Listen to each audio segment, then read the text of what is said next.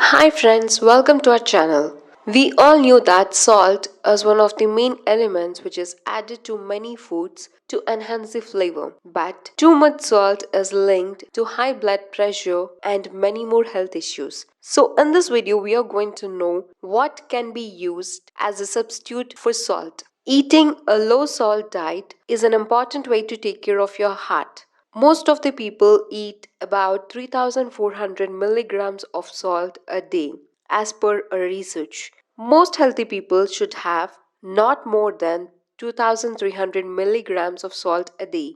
People over 51 and those who have high blood pressure may need to limit salt to 1,500 milligrams a day or less. To get down to a healthy level, we need to trim the excess of salt from our diet. Avoid eating processed foods, which can be used for dinner preparation, as this is an easy process to prepare dinner, but these contains 75% of the salt in the diet. These may include like packaged rice dishes, soups, prepared mixes, canned foods, and etc.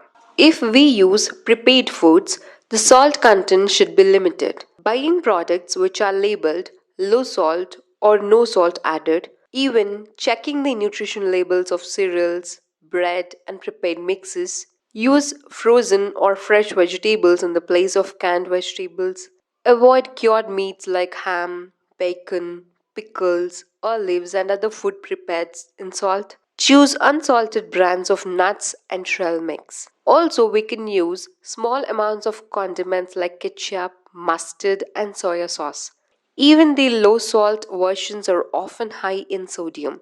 Try to bring on the fresh produced fruits and vegetables, which are great source of flavor and nutrition.